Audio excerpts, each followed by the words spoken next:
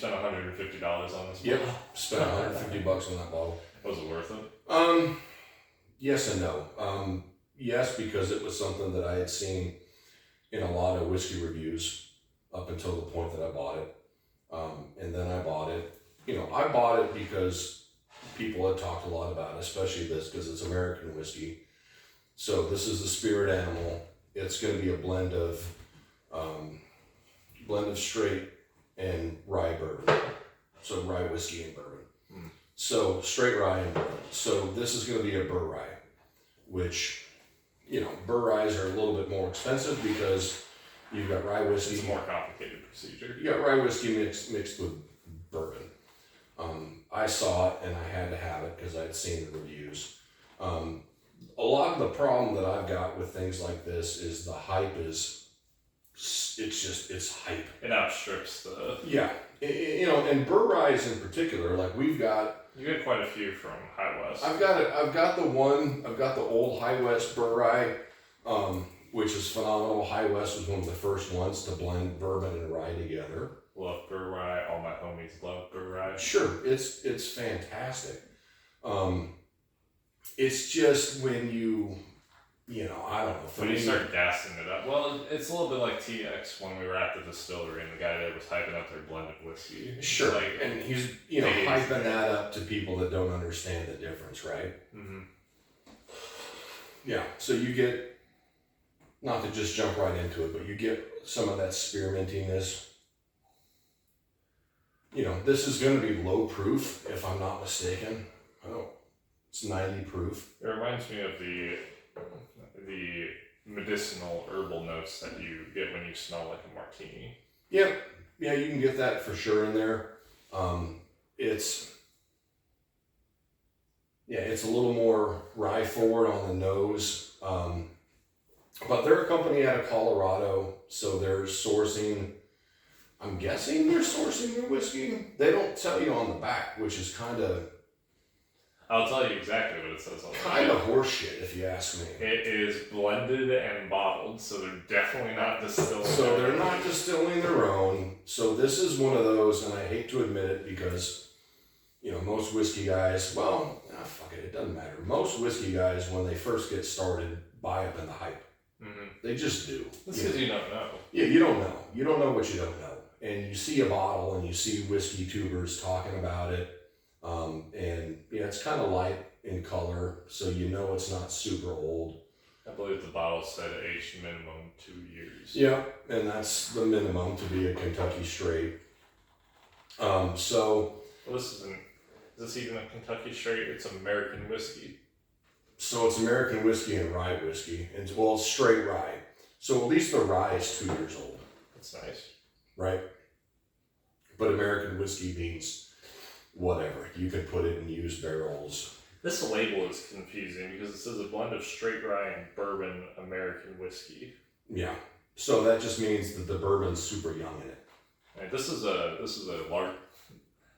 impetus for a larger conversation. But if you look at the label, deceptive market. But if you look at the label and the bottle shape, you're like, oh, that's got to be good, right?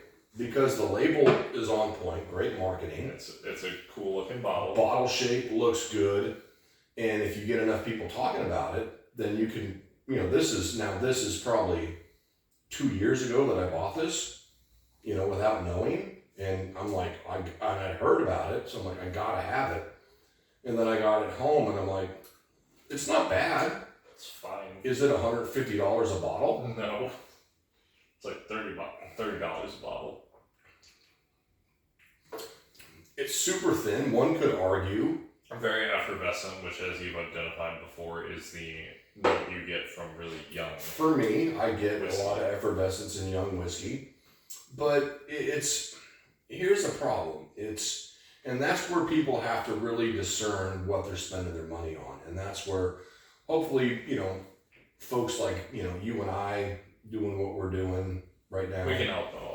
Hopefully we can help it along so that things like this, it's not a bad product. It's fine, but it's super expensive. It's just, at least double the price it should be because of a great bottle shape, because of a cool label. Like, that's dope. Oh, it looks really cool. Like, great marketing. Great picture. But it's just, to me, when we've drank, probably just over half of it. It's decent, but at $150, over 2 years ago when I bought it, like, is it really worth it? It hasn't gotten any softer. It hasn't gotten any more approachable. 2 years it's been aging in your library. Yeah. It's the same young effervescent whiskey that you Yeah. tried when you tried it all those years ago. Yeah, and so for me, that's part of, like, with whiskey education that I used to do at the store. It's like, are you buying the hype or are you buying a good product? And I'm not saying this isn't bad. It's just that at a certain point you have to look at, is it worth the $150 I spent on it, right? And for me, $150 a bottle, it better be damn good. Now, I should have known, right? based off the 90 proof and with no age statement. And the intentional ambiguity about where it's distilled. Correct. Now, to be full disclosure, I didn't look. I saw a bottle of Mythology sitting on the shelf, and they had a couple of them. They didn't remember how hyped up it was. Yep, and I remember seeing it on Whiskey Tube and stuff, and I'm like, I gotta have this because I don't own one. I have to have it. And to me, although we talked about it before, it's not an orphan barrel product, which is a hyper age stated, NDP, which is what orphan barrel is. Mm-hmm. But they have some that are absolute bangers. And they have some that are just like, eh. And if I'm spending $200 a bottle and I get something like the latest from everything that I've read, because I won't buy one, but like I think it's called Indigo something. But it's like $200 a bottle, super low proof, like 14 years old. And all the reviews that I've seen are like, it's just not very good. Like, so you have companies that are selling hyper age stated products that aren't that good, and I think that kind of turns people off sometimes to taking the risk and buying it, which this is a bottle that for me, and look, we've given it its shot. Like, we've drank a bunch of it. Mm-hmm. At least if not you, I have, and I've really tried to love it to justify the $150 price point, right? And at the end of the day, it's not something that I go to. I'm glad that you picked it out today because it's the epitome of everything that could go wrong when you're making a bottle of whiskey. Well, let me say it this way.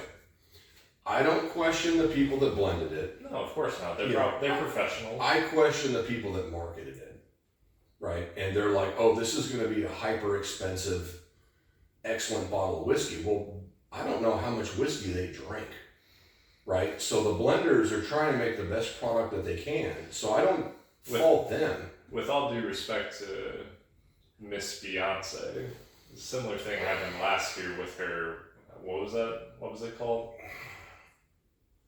I don't even remember. Either way, her brand of I don't whiskey, even remember. where didn't say how long it's been aged. There was no age statement. Didn't say where they got the juice. Well, and it didn't say straight rye, so it was a rye whiskey. So that just means if it doesn't, in the bourbon and rye world, if it doesn't say straight, it means they can mix flavors with it, right? Or coloring, because it doesn't fit in that category. Coloring, neutral grain spirit. They can mix whatever they. Now, to be fair, I watched the Fred Minnick podcast where he had the master distiller from Woodinville, which I love Woodinville.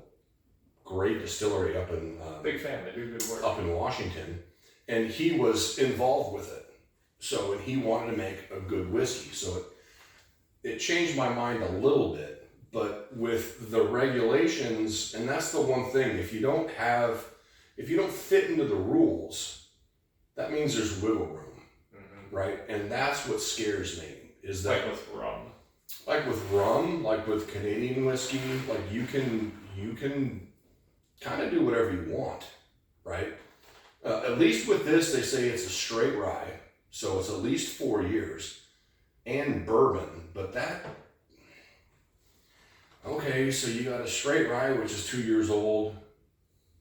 Well, I think straight's 4 years, and you got a bourbon, which is a minimum of 2 years, and then they're blending them together and charging $150 for a great bottle and great marketing, right? And a great picture on the front, which, you know, we have this in our library just because we have it.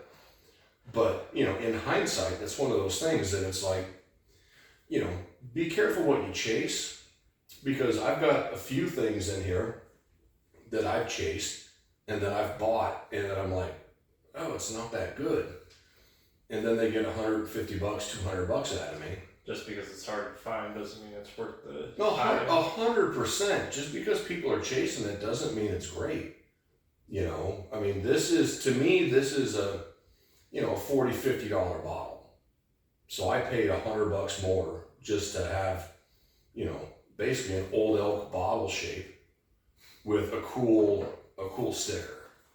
And to me, that just doesn't, you know, especially now where I'm at, it just doesn't make a lot of sense, right? So if you can avoid that, then avoid that, because you're going to be much happier. You know, obviously in this room, I can have bottles sitting on the shelf and it doesn't bother me. I've got a whole friggin' room.